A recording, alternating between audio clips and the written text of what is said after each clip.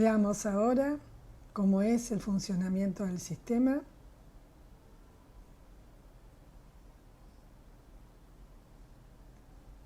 De esta manera podemos entender sus circuitos y de esa forma comprender cómo el sistema de contabilidad gubernamental es el sistema que funge como núcleo central de la administración financiera del Estado.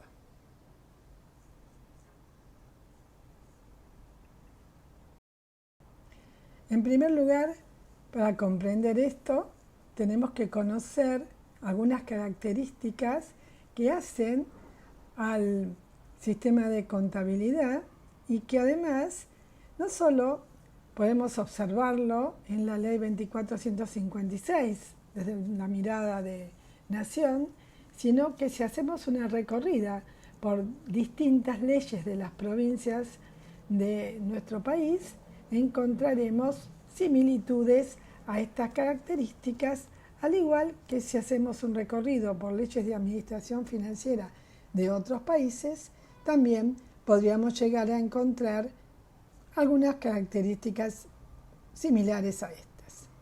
En primer lugar, la idea es que este sistema de contabilidad sea único, uniforme, integrado. ¿Qué significa? Que no haya otro sistema de contabilidad a utilizar por las distintas entidades y o jurisdicciones, sino que exista uno solo. Además, que ese esté completo, que esté integrado con el presupuesto y que el presupuesto a su vez pueda estar integrado en la medida de lo posible con el catálogo que utilice el sistema de compras. El sistema de contabilidad, como otra característica que es propia, es el integrador de la información presupuestaria, financiera y patrimonial. Expone o revela la ejecución presupuestaria, movimientos del tesoro y también movimientos patrimoniales de todas las entidades. La idea es que el sistema de contabilidad pueda de alguna forma orientarse en la medida de las posibilidades, de los datos que tengamos, a la obtención de costos. También está basado en principios y normas de contabilidad de acceso para el sector público.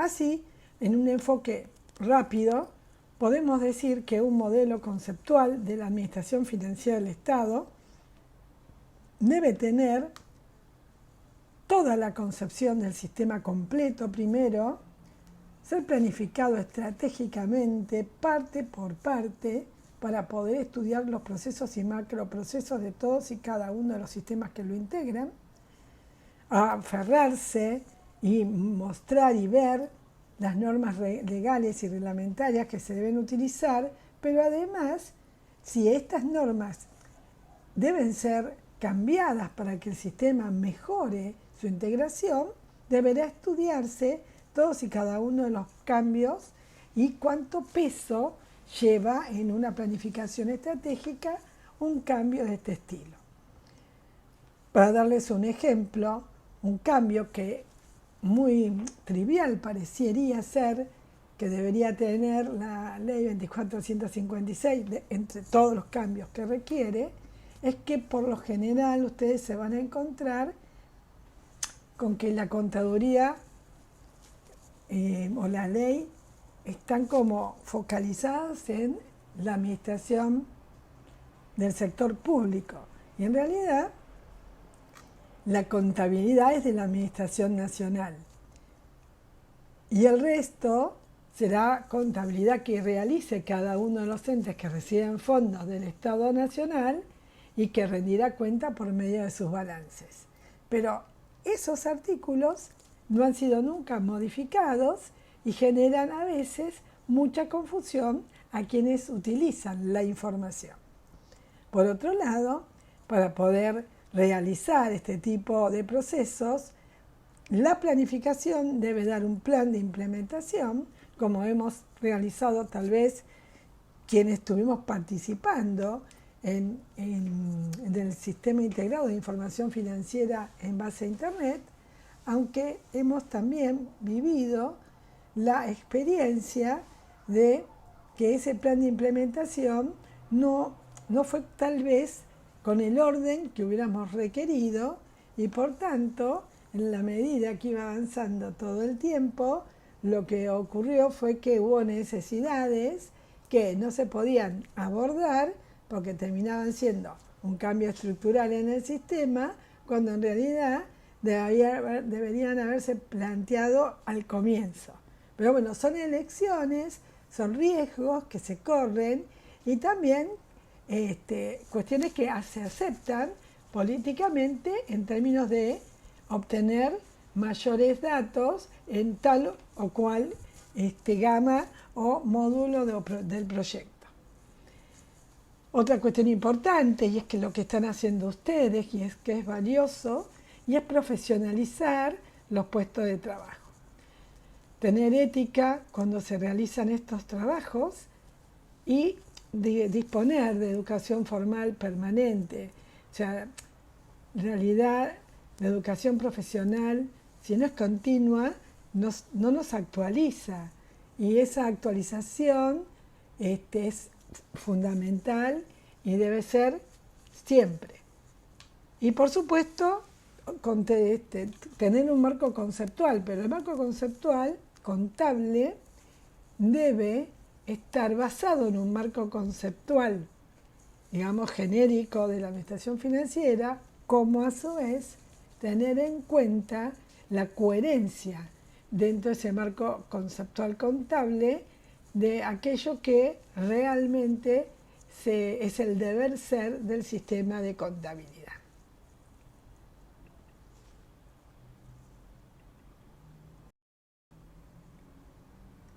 Cuando hablamos de los elementos principales que tiene que tener el sistema de contabilidad, nos vamos a apoyar en este caso en la 2456 y teniendo en cuenta la ley en términos del sistema de contabilidad.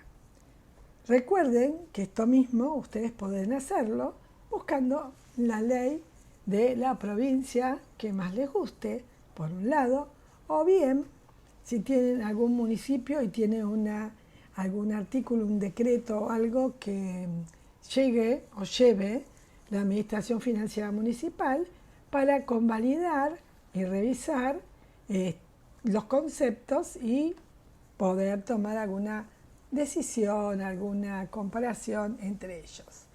Si revisan el AMBA, se van a encontrar con la ley 2456, la ley 70, que es de la Ciudad de Buenos Aires, y la ley 13.767 de la provincia de Buenos Aires, y también en la provincia van a encontrar muchas resoluciones del contador que de alguna manera tratan de acercar la ley de la provincia de Buenos Aires a la Administración Financiera del Estado, dado que en la ley de la provincia de Buenos Aires realmente no está totalmente encuadrado y definido el marco sistémico.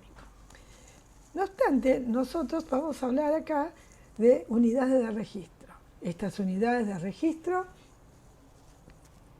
vamos a comenzar en primer lugar a explicarles que existe primero un órgano rector, y ese órgano rector es en este caso es la Contaduría General de la Nación, pero podría ser la Contaduría General de la provincia que ustedes eligen. O puede ser del municipio que ustedes eligen. En este caso, la Contaduría General de la Nación tiene como competencias principales el dictado de normas de contabilidad, los procedimientos, instrucciones hacia los organismos de cómo proceder en determinados momentos y con determinado tipo de temas. Tiene que diseñar el plan de cuentas, o sea, armar el catálogo, armar todo el modelo del plan de cuentas y tener un diseño que sirva para el registro de todas las transacciones económicas financieras que puedan realizar todos y cada uno de los organismos. Luego también determina formalidades, características, metodologías de las registraciones para las jurisdicciones y entidades. Esto tiene que ver con describir para cada objeto del gasto cuál sería el momento en que debería comprometerse, con qué documentación, cuál sería el acto administrativo habilitado, lo mismo para el devengado, cuál es el momento, la documentación que lo respalda, el acto administrativo que corresponda, ¿sí? Y por supuesto no describe el pagado, porque eso tiene relación con el sistema de tesorería. Por otro lado, también la Contaduría General de la Nación es la responsable de administrar el sistema integrado de administración financiera. Por tanto, salvo que la Contaduría lo decida, absolutamente ningún usuario puede realizar cambios, altas, bajas o modificaciones de ningún dato que exista dentro del sistema. Y administra también los bienes del sector público.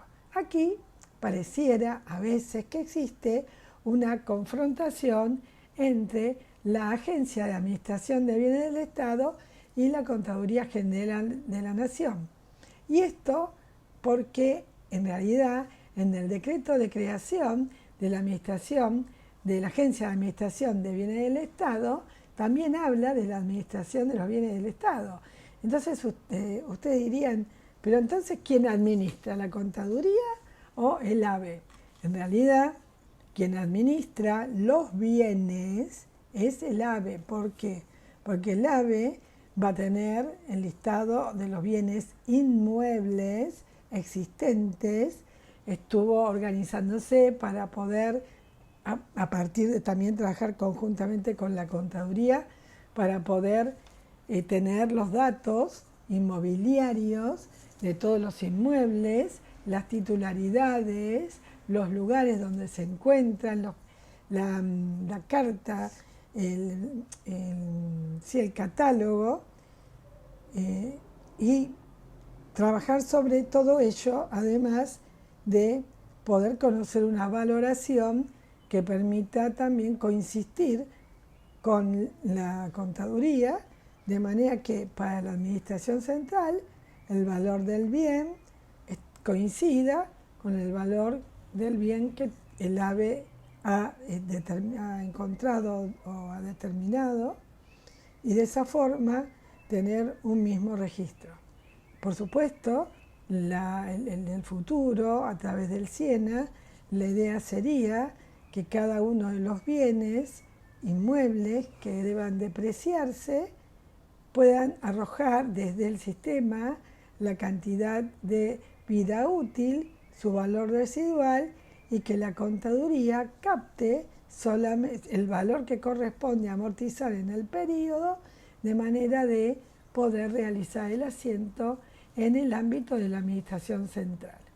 Con respecto a los organismos descentralizados, es una relación unívoca entre el AVE y ellos, porque cada uno es dueño de su propia contabilidad. Y claramente una de las competencias del órgano rector, que sin duda es la más importante, sin detrimento de las demás, porque las demás trabajan para lograr la rendición de cuentas, que la realiza cuando presenta la cuenta general del ejercicio, la que está prevista y descrita dentro del marco de la ley y dentro del marco de la Constitución.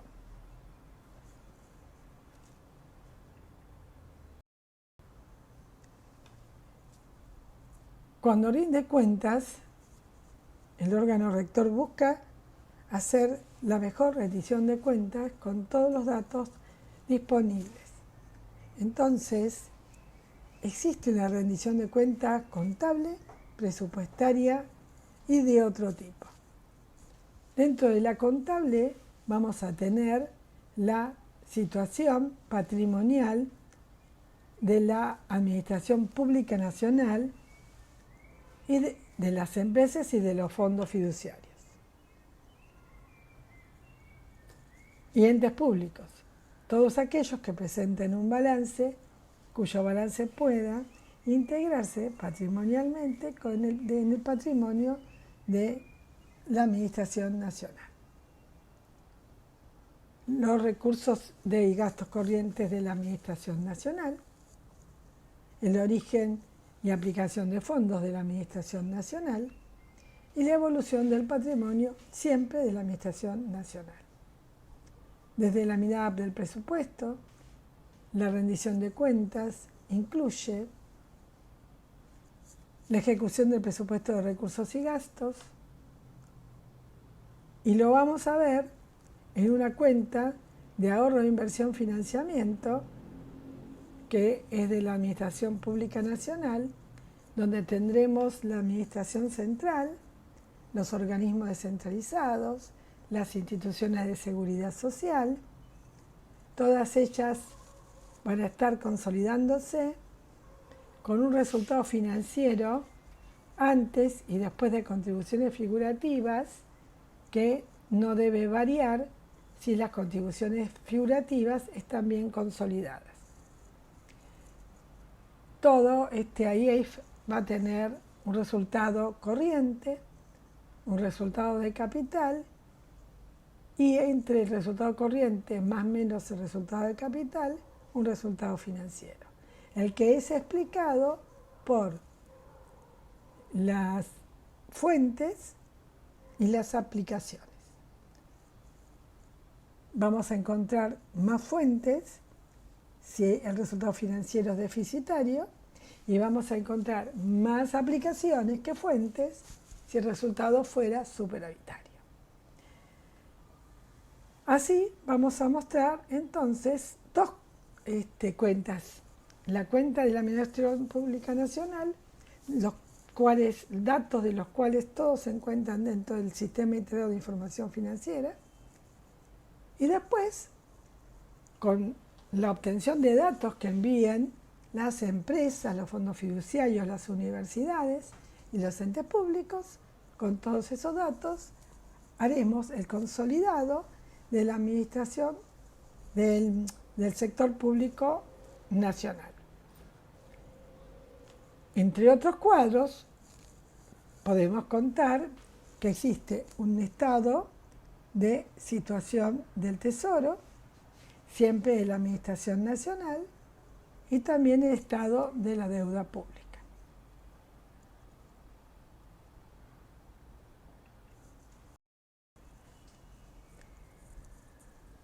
Y aquello que tenemos que tener presente siempre, que es el origen del sistema. Hay unidades que son las unidades de registro primario,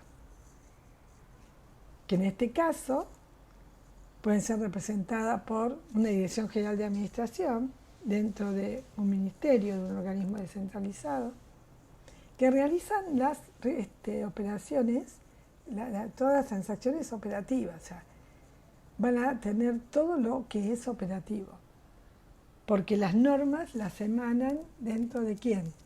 De los órganos rectores.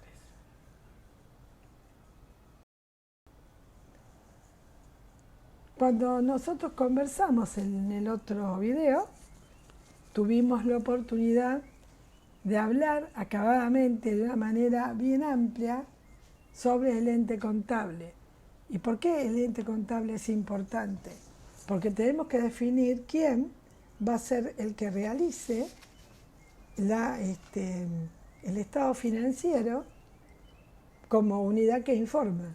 Entonces, tendremos que ver que la Administración Central es, y si vemos lo que decía el Sistema de Cuentas Nacionales, una unidad institucional que en realidad está dentro del esquema de una entidad económica, porque en su conjunto todos los ministerios y secretarías tienen en su conjunto la forma del Estado, y el Estado sí puede endeudarse, pero cada uno por su particularidad no. Por lo tanto, hay uno de todos los distintos ítems que debería cumplir una entidad, que es que no puede, una entidad económica no puede endeudarse per se. Entonces, también esto que estamos leyendo proviene de la resolución 25 del 95 y define que el ente, ¿sí?, en realidad, que el estado contable se refiere a un ente contable y lo desarrolla como lo desarrolla de alguna manera al ente económico, a la unidad económica, el Sistema de Cuentas Nacionales, que es una unidad económica identificable que puede cumplir determinadas metas y objetivos conforme a los ordenamientos jurídicos que la originaron. Y además dice que ese ente tiene que estar en actividad continua. Si el ente deja de tener continuidad de trabajo, entonces ya no es un ente en actividad, es un ente en otro estadio.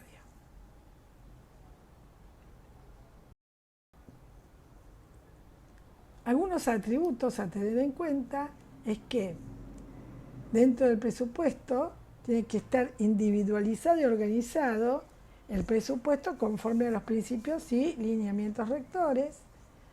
Los recursos deben ser de propia disponibilidad y los gastos financiados con esos recursos. ¿Cómo?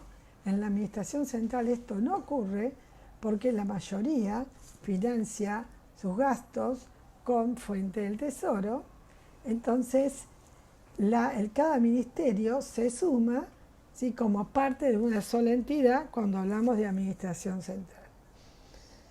En términos de activos, recuerden que el activo tiene que estar identificado, de deudas, de patrimonio independiente, y tiene que haber una organización que arme conforme a principios de lineamientos rectores. No hay una contabilidad bastante cerrada en los ministerios, porque para que lo hubiera, debíamos que inventar un banco que no existe.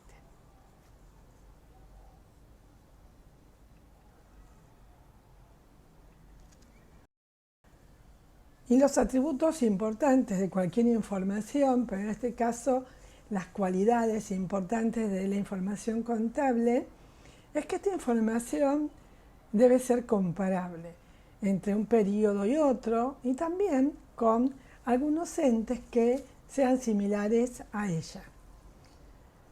Tiene que poder verificarse, por lo tanto tenemos que tener salvaguarda de soportes documentales que puedan dar fe de que los datos que se han transcrito como asientos dentro de un sistema dan fe de que estamos transcribiendo exactamente toda la vida del expediente que se generó electrónicamente. Debe ser representativa. En este caso, describir aquella transacción que se ha realizado. Confiable, salvo que la confiabilidad está arraigada a los anteriores, porque depende de los cumplimientos de distintos comportamientos de estas cualidades y requisitos de la información contable. La confiabilidad es importante para va a nacer de todo ello. Y además, la idea de que la información esté integrada, que sea automática, que se realice una única vez, da mucha confiabilidad a un sistema que genera contabilidad. Tiene que ser objetiva, por tanto libre de sesgos, sin intereses intermedios. Tiene que poder mostrarse realmente la imagen fiel de la situación sin hacer ningún tipo de juicios de valor, sino juicios profesionales avalados y fundamentados en normas, en experiencias validadas y también mediciones que sean correctas en función a mercados donde ocurran los hechos. Tiene que ser oportuna. ¿Eso qué significa que sea oportuna? Que la información esté en el momento que se requiera y se pueda disponer de datos para, de alguna forma, tomar alguna decisión precisa. Ahora, esa oportunidad tiene también una restricción, que es que si la oportunidad, va acompañada de la materialidad. ¿Qué significa? Que si necesito informarme para tomar decisión de un tema determinado y tengo la información en forma oportuna y falta el 50% de los datos, la información será oportuna, pero como materialmente no tengo los datos necesarios para tomar la decisión, no puedo hacerlo. O sea, la restricción opera en términos de la materialidad de la información que recibo. Debo recibir la información más importante para la opinión o decisión que deba tomar. Útil. Y la utilidad está relacionada con quien mira. Si el que mira necesita hacer un balance, claramente entiende la información y además le es útil en la medida que esté bien registrado el reconocimiento de los hechos económicos que ocurrieron. Homogénea. Para que cumpla la condición de una cualidad de homogeneidad, lo que debe hacerse es revisarse las políticas contables que nos llevan a definir un criterio de registración. Y comparable, bueno, ya lo habíamos visto.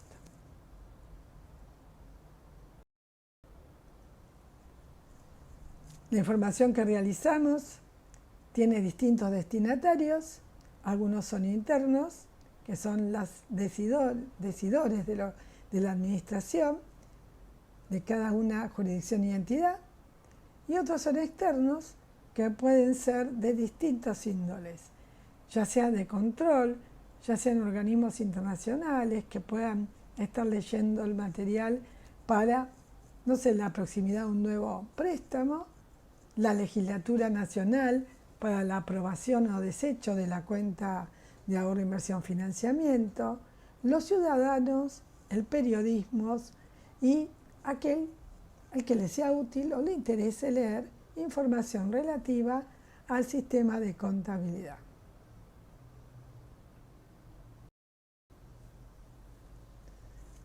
Nos guiamos todavía por principios, órganos, normas, procedimientos, y la idea es que podamos recopilar, darle valor, procesar y mostrar, reconocer o revelar hechos económicos que hayan realizado en transacciones las distintas jurisdicciones y entidades, y que esto nos muestre el patrimonio de las entidades del Estado. Y aquí lo que juega es que tiene que existir un principio de equidad y transparencia, que es un fundamento muy básico de aplicación para este sistema contable, integrar información económica, financiera y patrimonial. Por tanto, la información tiene que ser completa, ¿sí?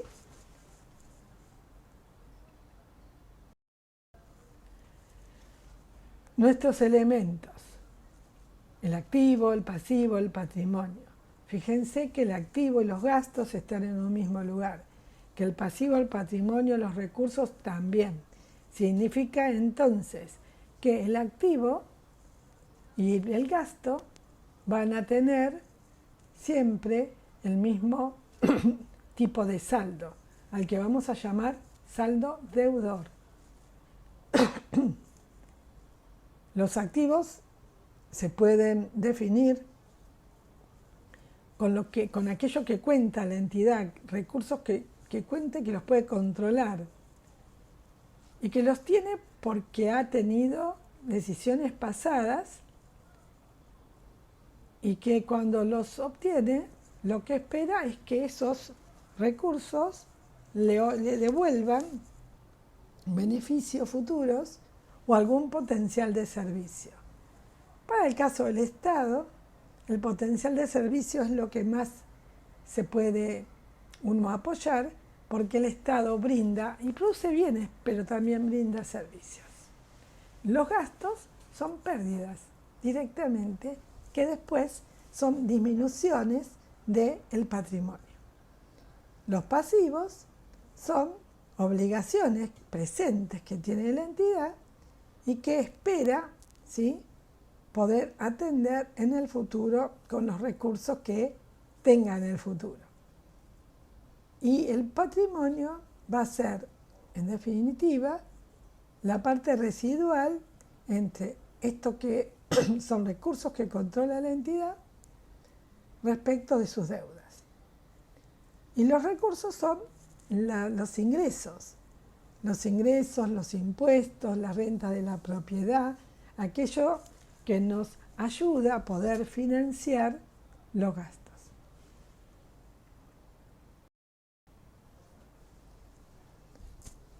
Y todos ellos operan con una idea dentro de la Administración Financiera del Estado, donde el eje central de registro y de reconocimiento de los hechos económicos es el devengado.